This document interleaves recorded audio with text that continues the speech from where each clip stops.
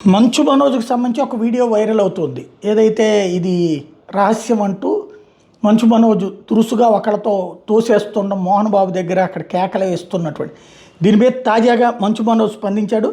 Telangana DGP కార్యాలయానికి వెళ్ళిన తర్వాత జరిగిన ఒక బాధాకరమైన సంఘటన అందరితో పంచుకోవాలనుకుంటున్నాను. దానివల్ల నేను నా భార్య ఎంతో కుమిలిపోయాం. మా 9 నెలల కుమార్తెని ఇంట్లో బంధించి మమ్మల్ని లోపలికి వెళ్లకుండా అడ్డుకున్నారు. బలవంతంగా ఇంట్లోకి ప్రవేశించిన సమయంలో మాపై దాడులకు పాల్పడ్డారు. నన్ను కొట్టారు. ఆ ఘర్షణలో నా చొక్కా చిరిగిపోయింది. నిస్సహాయతకి లోనయ్యాను. ఏం చేయాలో అర్థం కాక మీడియాను సంప్రదించా. మీడియాను పిలిచింది నేనే. మా ఇంటి ఆవరణలోకి రావడంలో వాళ్ళది ఏమాత్రం తప్పు లేదు.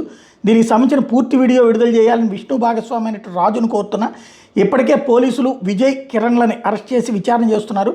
విచారణ కొనసాగనివ్వాలని, నిజానిజాలు బయటకు వచ్చే వరకు వేచి ఉండాలని ప్రతి ఒక్కరికి విజ్ఞప్తి చేస్తున్నా. ప్రస్తుతం నెట్టింటి వైరల్గా మారిన వీడియో గురించి చెప్పాలంటే, వాగ్వాదం జరుగుతున్న సమయంలో తెల్లటి దుస్తులు ధరించిన వ్యక్తి నా ఛాతీపై కొట్టాడు. ఆత్మరక్షణ కోసం అతన్ని పక్కకి నెట్టాను. 2 రోజుల వ్యవధిలో నా మీద జరిగిన రెండో దాడికి ఇది నిదర్శనం. మీ 9 నెలల కూతురిని మీ నుంచి దూరం చేస్తే మీరేం చేస్తారు చెప్పండి.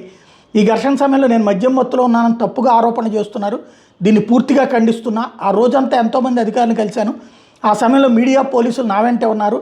అలాంటి సమయంలో నేను ఎప్పుడు మద్యం సేవిస్తా? వినయ్ అనే వ్యక్తే ఈ తప్పుడు ఆరోపణలు సృష్టించాడు. నేను ఆస్తి కోసం డిమాండ్ చేస్తున్నానని ఆరోపించింది కూడా అతడే. నా పరువు మర్యాదలకు భంగం కలిగించింది, నా నోరు నొక్కేయాలనేది అతడి ముఖ్య ఉద్దేశం. అలా చేస్తే అతడి చర్యలు నేను ప్రశ్నించడం చూస్తున్నాడు. ఈ ఘటన జరిగినప్పుడు నా సోదరుడు విష్ణు ఎక్కడా కనిపించలేదు. నాన్నను ఆసుపత్రికి తీసుకెళ్లేటప్పుడు మాత్రమే కనిపించాడు. దానికి కొన్ని గంటల ముందు విష్ణు నాకు సపోర్ట్ చేసిన వాళ్ళని బౌన్సర్లతో బెదిరించాడు. ఆయుధాలు తీసుకొస్తానన్నాడు. కానీ వాళ్ళు బెదరకుండా నా కుమార్తె కోసం రక్షణగా నిలిచారు. నేనే తప్పు చేయలేదు. సాక్ష్యాధారాలతో ప్రతి ఆరోపణల్ని ఎదుర్కోవడానికి సిద్ధంగా ఉన్నా. అవసరమైనప్పుడు తప్పకుండా స్పష్టతనిస్తాను.